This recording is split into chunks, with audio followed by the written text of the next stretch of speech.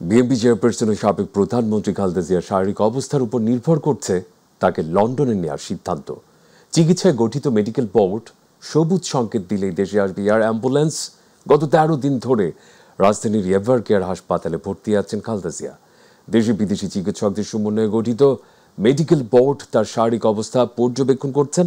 এদিকে খালেদা জিয়াকে নিতে দেশে এসেছেন তারেক রহমানের স্ত্রী ডাক্তার জুবাইদা রহমান।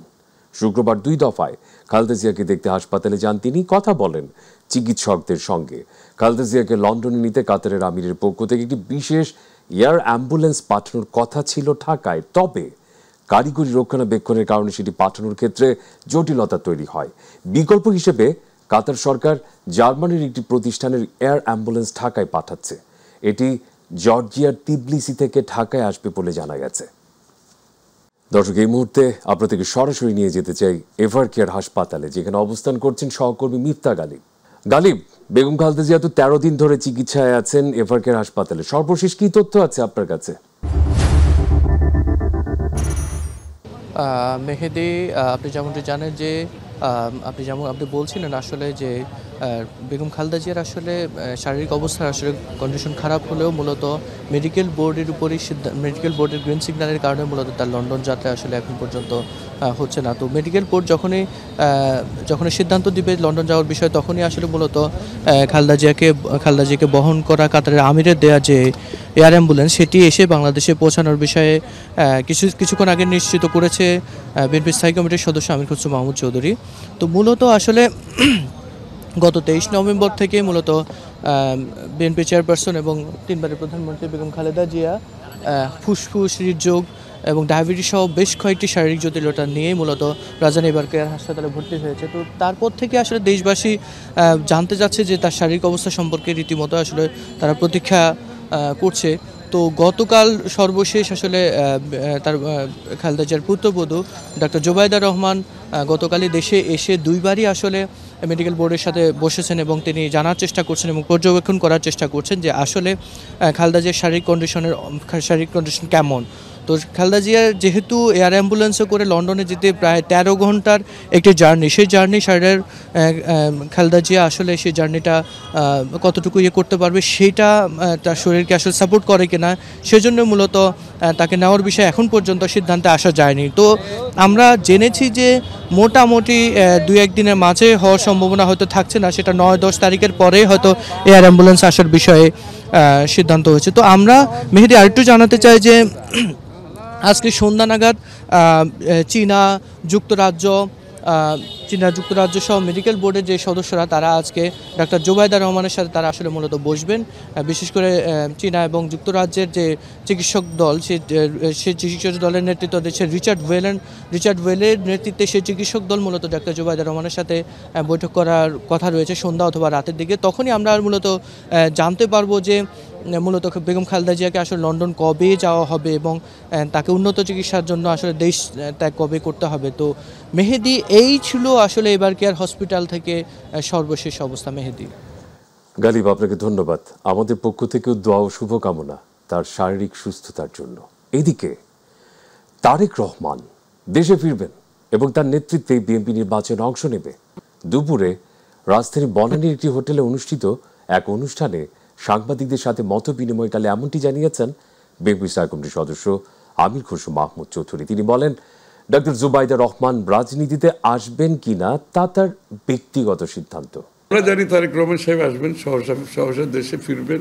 ওনার বাড়িঘর সব প্রায় শেষের দিকে, ওনার অফিসের কাজও প্রায় শেষের দিকে, এবং ওনার বাংলাদেশে যে পরিকল্পনা আছে সবগুলো ভালোভাবে পরিকল্পনাগুলো সব দলের পক্ষ থেকে, ওনার পক্ষ থেকে আমরা শেষ করে ফেলেছি।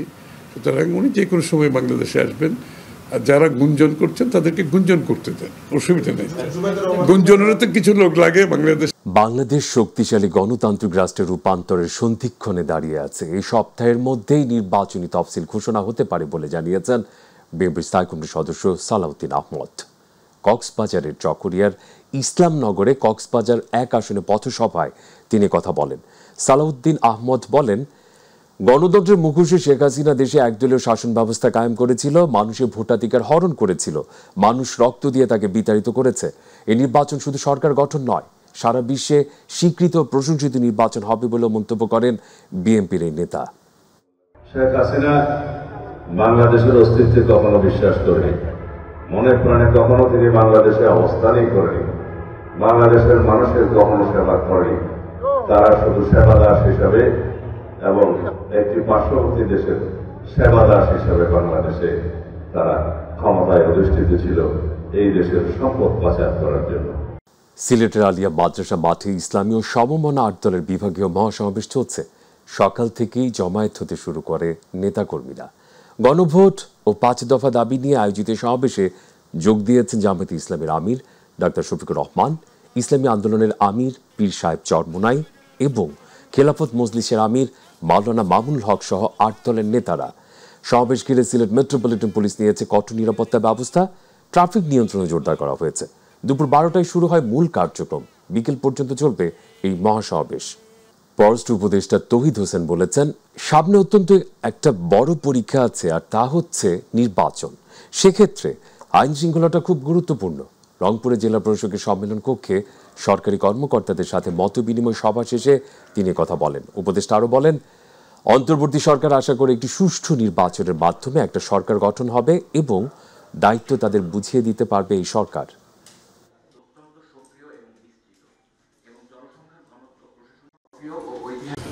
প্রফেসর ইউনূস কিন্তু সবসময় বলছেন যে এটা একটা আদর্শ নির্বাচন হতে হবে, যেটা থেকে কারো কোনো কমপ্লেন থাকবে না, এবং সেক্ষেত্রে আইন শৃঙ্খলাটা খুব গুরুত্বপূর্ণ। কারণ যেই ক্যান্ডিডেটের হারার সম্ভাবনা, তিনি কিন্তু সবসময় গণ্ডগোল সৃষ্টি করার চেষ্টা করতে পারেন, এটা মনে রাখতে হবে। সেটা মনে রেখেই আমি আশা করি যে যথেষ্ট ব্যবস্থা নেওয়া হবে। এ নিয়ে তো চিফ ইলেকশন কমিশনারও মিটিং করছেন এবং স্ট্র্যাটেজি নির্ধারণ হচ্ছে। হোম মিনিস্ট্রির যে অ্যাডভাইজার আছেন আমার বন্ধু, উনিও পরিকল্পনা করছেন। আমি আশা করি যে আমরা সবাই আশা করি যে একটা সুষ্ঠু নির্বাচনের মাধ্যমে নতুন সরকার গঠিত হবে এবং আমরা আমাদের দায়িত্ব তাদেরকে বুঝিয়ে দিয়ে চলে যেতে পারবো। জাতীয় বার্ন ও প্লাস্টিক সার্জারি ইনস্টিটিউটের ডাক্তারদের প্রশংসা করে বিএনপির সিনিয়র যুগ্ম মহাসচিব অ্যাডভোকেট রুহুল কবির রিজভী বলেছেন, বাংলাদেশের চিকিৎসকরা যে দক্ষতা আন্তরিকতা নিয়ে কাজ করেন তার এক উজ্জ্বল উদাহরণ হল টঙ্গীর কিশোর তাসফিনের হাত পুনঃসংযোজনের বিরল সাফল্য। জাতীয় বার্ন ও প্লাস্টিক সার্জারি ইনস্টিটিউটে তাসফিন ফেরদৌসকে দেখতে গিয়ে তিনি কথা বলেন। রিজভী জানান, তার আজকের এই ইনস্টিটিউট পরিদর্শনের উদ্দেশ্য ছিল একটি ব্যতিক্রমধর্মী চিকিৎসা সাফল্য প্রত্যক্ষ করা। একটি সম্পূর্ণ বিচ্ছিন্ন হাত 21 ঘন্টার জটিল অপারেশনের মাধ্যমে সফলভাবে জোড়া লাগানো, যা সাধারণত অত্যন্ত কঠিন এবং বিরল ঘটনা।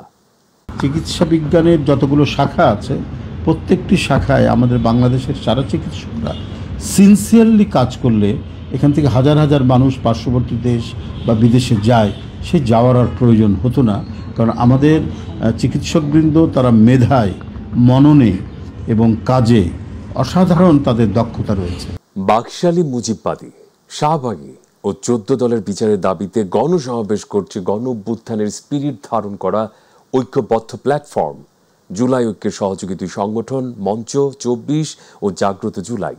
জাতীয় প্রেস ক্লাবের সামনে এই কর্মসূচি পালন করা হয়। এই সময় আওয়ামী লীগের সহযোগী 14 দল এবং জুলাই গণ অভ্যুত্থানে গণহত্যার সাথে জড়িতদের শাস্তি দাবি জানান বক্তারা, আর কাউকে ফ্যাসিবাদী হতে দেওয়া হবে না বলেও জানান তারা। রাজবাড়ীর দৌলতদিয়া ঘাট থেকে গোয়ালন্দ মোড় পর্যন্ত দক্ষিণ পশ্চিমাঞ্চলের গুরুত্বপূর্ণ 14 কিলোমিটার মহাসড়কটি সংস্কারের নামে অনিয়মের অভিযোগ, কম বিটুমিন ব্যবহার আর তাড়াহুড়ো করে করা কাজের কারণে কয়েকদিনের মধ্যে উঠে গেছে নতুন লেয়ার। ছিটকে আসা খোয়া পথচারীর চোখে মুখে লেগে আহত হওয়ার ঘটনাও বাড়ছে। ধুলোয় দম বন্ধ হয়ে পড়ছে স্থানীয়দের, নিয়ন্ত্রণ হারাচ্ছে যানবাহন। প্রতিদিনই ঘটছে ছোট বড় দুর্ঘটনা। প্রতিনিধি মমিন শেখের রিপোর্টে দেখুন বিস্তারিত। দৌলতদিয়া ঘাট থেকে গোয়ালন্দ মোড় পর্যন্ত প্রায় 14 কিলোমিটার দীর্ঘ এই মহাসড়ক দক্ষিণ পশ্চিমাঞ্চলের অন্যতম ব্যস্ততম রুট। প্রতিদিন হাজারো যানবাহন চলাচল করে। অত্যন্ত গুরুত্বের সঙ্গে ব্যবহৃত হয় এই সড়কটি। কিন্তু সাম্প্রতিক সংস্কার কাজে নিম্নমানের উপকরণ আর কম ভিটামিন ব্যবহারের অভিযোগ তুলেছেন স্থানীয়রা। সংস্কার শুরুর কয়েকদিন না যেতেই খুলে যাচ্ছে নতুন ভিটামিনের স্তর। ঠিকমতো না বসানো খোয়া ছিটকে এসে আহত হচ্ছেন পথচারী ও মোটরসাইকেল আরোহীরা। এর ফলে ঘটছে ছোট বড় দুর্ঘটনা। ভিটামিন মনে করেন ঠিক মতন দেয় নাই, আবার রাস্তা সমান হয় নাই, আমাদের গাড়ি চালানোর সমস্যা হতেছে। হওয়ার জন্য টায়ার কাটে যাচ্ছে, বাসটা যাচ্ছে, রাস্তা খুব খারাপ। আমাকে গাড়ি ঘোড়া চললে টায়ার পাংচার হচ্ছে, টায়ার নষ্ট হচ্ছে, গাড়ি অ্যাক্সিডেন্ট হচ্ছে। খোয়া রাস্তায় থেকে উঠে উঠে মানুষের গায়ে লাগে, দলে দিলে অনেক ভালো হইতো। এগুলা না ডলার কারণে আমাদের এই চাকাগুলো ফেটে যাচ্ছে। স্থানীয়দের অভিযোগ, বছরের পর বছর ধরে এমন মানহীন কাজ যাত্রী ও চালকদের দুর্ভোগ বাড়িয়ে দিয়েছে। রাস্তা সংস্কারে মান নিয়ন্ত্রণে নেই যথাযথ তদারকি। পথচারীরা আহত হচ্ছে আর যান চলাচলে অনেক অসুবিধা হচ্ছে। বিশেষ করে যারা হোন্ডা চালাচ্ছে এদের অনেক ঝুঁকির মধ্যে দিয়ে হোন্ডাটা চালাইতে হচ্ছে। এখানে দুর্ঘটনা ঘটতেছে বেশি, এরকম হওয়ার কারণে আমরা চাই যে মনে করেন যে সব জায়গায় রাস্তা খারাপ আছে ওই সব জায়গায় ভালোভাবে কাজ করে। কর্তৃপক্ষের কাছে অনুরোধ করি যেন এই রাস্তার কাজটা সঠিকভাবে, সুন্দরভাবে এবং নিরপেক্ষভাবে কাজটা সঠিকভাবে করে। এদিকে দ্রুতই প্রয়োজনীয় ব্যবস্থা নেওয়া হবে বলছে সংশ্লিষ্ট কর্মকর্তারা। যারা ছিল সড়ক ডিপার্টমেন্ট করেছে, তারা করেছে, এখন ব্যবস্থা নিবে তারা। উপজেলা দায়িত্ব হিসেবে আমি তাদের সাথে কথা বলবো। এটা আছে রোড মেইনটেনেন্সের একটা নতুন টেকনিক, ঠিক আছে, টেকনোলজি আর কি। এই টেকনোলজিটা আপনার কিছু পাথর ছুটবে, এটা হচ্ছে তার বেসিক প্রিন্সিপাল। যদি আরো বন্ধ রাখতে পারতেন তাহলে আরো কম ছুটতো। দেশের দক্ষিণ পশ্চিমাঞ্চলের একটি গুরুত্বপূর্ণ মহাসড়ক হওয়া সত্ত্বেও মানহীন সংস্কারের কারণে ঝুঁকি আর দুর্ভোগে পড়েছেন যাত্রীরা। অভিযোগ তদন্ত ও দ্রুত মানসম্মত সংস্কারের দাবি স্থানীয়দের। গুরুত্বপূর্ণ এই মহাসড়ক, তবে নিম্নমানের সংস্কারের কারণে ভোগান্তিতে রূপ নিয়েছে। দ্রুতই পুনরায় সংস্কারের দাবি স্থানীয়দের। মমিন শেখ, মাই টিভি, রাজবাড়ী। এদিকে যশোরের বাঘারপাড়ায় উপজেলার বন্দবিলা ইউনিয়নের টিপিএম সরকারি প্রাথমিক বিদ্যালয়ের শিক্ষার্থীরা বিগত 10 বছর ধরে ময়লার স্তূপ আর দুর্গন্ধের মধ্যেই ক্লাস করতে বাধ্য হচ্ছে। প্রশাসন সহ সংশ্লিষ্টদের কাছে অভিযোগ করেও সমাধান মিলছে না, ফলে দিনে দিনে বাড়ছে কোমলমতি শিক্ষার্থীদের স্বাস্থ্য ঝুঁকি। প্রতিনিধি আখতারুজ্জামানের তথ্যচিত্রে আরও জানাচ্ছেন শামস তাবরিজ উচ্ছ্বাস। সরকারি প্রাথমিক বিদ্যালয়ের ঠিক পাশেই খাজুরা হাটবাজার আর চিত্রা নদী। বাজারের সকল ময়লা আবর্জনা ফেলা হয় নদী সংলগ্ন এই বিদ্যালয় চত্বরের ঠিক সামনে। বছরের পর বছর গেলেও ঘুচছে না এই দুর্গন্ধের অভিশাপ।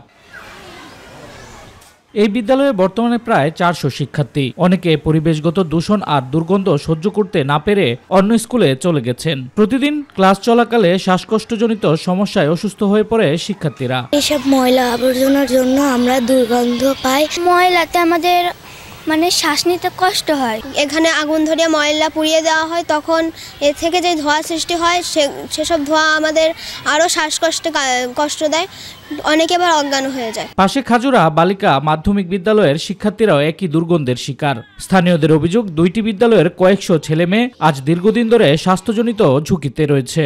সম্প্রতি বিদ্যালয়ের প্রাচীরে থাকা লোহার গ্রিল চুরি যাওয়ায় দেখা দিয়েছে নিরাপত্তাজনিত উদ্বেগও। আমরা এই জায়গায় বাচ্চা নিয়ে এসে বসতে পারি না, দুর্গন্ধে, হাওয়া বাতাসে পরিবেশটাই নোংরা। আমাদের স্বাস্থ্যের ঝুঁকি এসে দাঁড়াইছে, আমরা সবাই মাঝে মাঝে অসুস্থ হয়ে যাই। পচা বজ্র আছে, ফেলার পরে বাচ্চারা যখন ক্লাস করে তখন তারা দুর্গন্ধে অনেক সময় ক্লাস করতে পারে না। বিদ্যালয় কর্তৃপক্ষ বলছে, সমস্যা সমাধানে একাধিকবার উপজেলা প্রশাসন ও হাট পরিচালনা কমিটির কাছে অভিযোগ করলেও কোনো সাড়া মেলেনি। খুব দুর্গন্ধযুক্ত, এখানে পরিবেশ অত্যন্ত নোংরা। এই বিষয়ে আমরা বিভিন্ন সময় বিভিন্ন জায়গায় ধর্ণা ধরেছি, কিন্তু আসলে কোনো প্রতিকার এখনো পাইনি। সংশ্লিষ্টরা বলছে, ময়লাখানা দীর্ঘদিনের সমস্যা, তারা বিষয়টি সমাধানের চেষ্টা করছে। বাজারের ময়লাগুলো সবই আমাদের স্কুলের আশেপাশে ফেলা হচ্ছে, এতে করে আমাদের প্রাথমিক বিদ্যালয়ের পরিবেশ দারুণভাবে বিনষ্ট হচ্ছে, আমাদের কোমলমতি শিক্ষার্থীদের সমস্যা হচ্ছে। আমাদের ইউনিয়ন ভূমি অফিসের সহায়তায় আমরা একটি খাস জমি চিহ্নিত করার কাজ করছি। খাস জমিটা নির্ধারিত হয়ে গেলে আমরা সেই নির্ধারিত জায়গায় ময়লা ফেলার ব্যবস্থা করব। বছরের পর বছর জমে থাকায় ময়লার স্তূপ দ্রুত অপসারণ করা হলে আবারও শিশুদের জন্য একটি স্বাস্থ্যকর শেখার পরিবেশ তৈরি হবে বলছেন স্থানীয়রা। শামস তাবরিজ উচ্ছ্বাস, মাই টিভি নিউজ ডেস্ক। ঢাকা সাংবাদিক ইউনিয়ন ডিইউজের দ্বিবার্ষিক সাধারণ সভা অনুষ্ঠিত হয়েছে। জাতীয় প্রেস ক্লাবের অডিটোরিয়ামে এই সভা অনুষ্ঠিত হয়। এ সময় সাংবাদিকদের নানা অধিকার নিয়ে কথা বলেন নেতারা। এ সময় বক্তারা বলেন, সাংবাদিকরা কোনো রাজনৈতিক দলের দাবিদারি করে না। সামনে চ্যালেঞ্জ মোকাবেলায় সাংবাদিকদের ঐক্যবদ্ধ থাকার আহ্বান জানানো হয়। সভায় বিএনপি চেয়ারপারসন বেগম খালেদা জিয়ার রোগ মুক্তি কামনা করে সাংবাদিক নেতারা। রাজধানীর আগারগাঁওয়ে একটি বাসায় গ্যাস লাইনের লিকেজ থেকে বিস্ফোরণের ঘটনায় নারী শিশুসহ একই পরিবারের 6 জন দগ্ধ হয়েছেন। আজ সকাল 8:45টার দিকে দগ্ধদের ঢাকা মেডিকেলের বার্ন ইউনিটে নিয়ে আসা হয়েছে। দগ্ধরা হলেন মোহাম্মদ জলিল মিয়া, আনিজা বেগম, আসিফ মিয়া, সাকিব মিয়া, মনিরা ও ইভা। দামেক হাসপাতালে পুলিশ ক্যাম্পের ইনচার্জ পরিদর্শক মোহাম্মদ ফারুক জানান, আজ সকালের দিকে আগারগাঁও এলাকা থেকে নারী ও শিশুসহ 6 জনকে দগ্ধ অবস্থায় দামেকের বার্ন ইউনিটে নিয়ে আসা হয়েছে। বর্তমানে তাদের ড্রেসিং চলছে, তবে এই মুহূর্তে দগ্ধদের পরিমাণ জানা যায়নি। রংপুরের হিমাগারে মজুত রাখা আলুর বাজারে ধস নেমেছে। উৎপাদন খরচ, পরিবহন ব্যয় ও হিমাগার ভাড়া বহন করে ন্যায্য মূল্য না পাওয়ায় চরম লোকসানের মুখে পড়েছেন আলু চাষী ও ব্যবসায়ীরা। আর সরকারের পক্ষ থেকে দায়সারা আলুর দাম বেঁধে দিলেও নেই কার্যকর ব্যবস্থা। আর কৃষি বিভাগ বলছে, আলুর বাজার কম হওয়ায় লোকসানের কথা চিন্তা করে হিমাগার থেকে আলু বের করেনি চাষিরা। ন্যায্য মূল্য নিশ্চিত করতে সরকারের প্রতি আহ্বান কৃষকদের।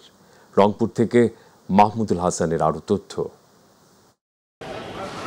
রংপুরের হিমাগারগুলোতে এবছর লাভের আশায় মজুদ রাখা আলু যেন এখন গলার কাটা হয়ে দাঁড়িয়েছে আলু চাষিদের।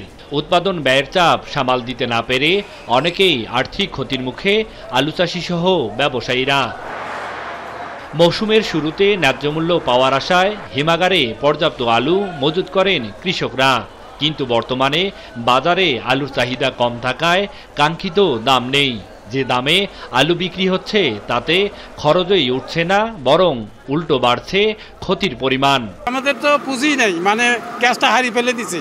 অনেকে আলু বের করারও সাহস পাচ্ছে না, একবারে রেট কম, এতে করে কৃষক কখনো আলু আর চাষ করবে না। কৃষকরা বলছেন, হিমাগার ভাড়া, পরিবহন খরচ ও শ্রমিক মজুরি যোগ করলে কেজি প্রতি 20 থেকে 25 টাকা ব্যয় হয়। সেই আলু বিক্রি হচ্ছে মাত্র 10 থেকে 12 টাকা কেজি দরে। ফলে প্রতি কেজিতে 10 থেকে 13 টাকা লোকসান গুনতে হচ্ছে চাষিদের। সরকারের পক্ষ থেকে দায়সারা আলুর দাম বেঁধে দিলেও নেই কার্যকর ব্যবস্থা। সরকার একটা রেট দিয়েছিল, এই রেট ধরে যদি আলুটা কিনতো তাহলে কৃষক কিছু বাঁচতো। যে রেট সরকার দিচ্ছে ওই রেটে বিক্রি হোক। 500 থেকে 600 টাকা বস্তা লস হয়ে যাচ্ছে। ব্যবসায়ীরা যে আলু আবার সংরক্ষণ করবে, তারা সে পুঁজিটা পাবে কোথায়? বাজারে দাম কম থাকার কারণে বাকি আলু হিমাগারে পড়ে আছে। বারবার তাগাদা দেওয়া সত্ত্বেও হিমাগারের আলু বের করছেন না সংরক্ষণকারীরা। ব্যবসায়ী তো গেছে, কৃষক গেছে, মালিক হিমাগার মালিক কর্তৃপক্ষেরও লস। আর কৃষি বিভাগ বলছে, আলুর বাজার কম হওয়ায় লোকসানের কথা চিন্তা করে হিমাগার থেকে আলু বের করেননি কৃষকরা। তবে এখন আলুর চাহিদা কিছুটা বাড়ায় কৃষকরা তাদের আলু হিমাগার থেকে বের করে বাজারজাত করার আশা করছেন। ইতোমধ্যে আলুর দাম কিছুটা বৃদ্ধি পেয়েছে, যে কারণে আমরা ভাবছি যে আসলে বাকি আলুগুলো হয়তো খুব শীঘ্রই কোল্ড স্টোরেজ থেকে বাজারে চলে আসবে। কৃষকদের দাবি, সরকারের সুদৃষ্টি। কাঙ্ক্ষিত বাজার মূল্যে তাদের উৎপাদিত ফসল যেন বিক্রি করতে পারে, এমনটাই প্রত্যাশা এ অঞ্চলের আলু চাষিদের। মাহমুদুল হাসান, মাই টিভি, রংপুর।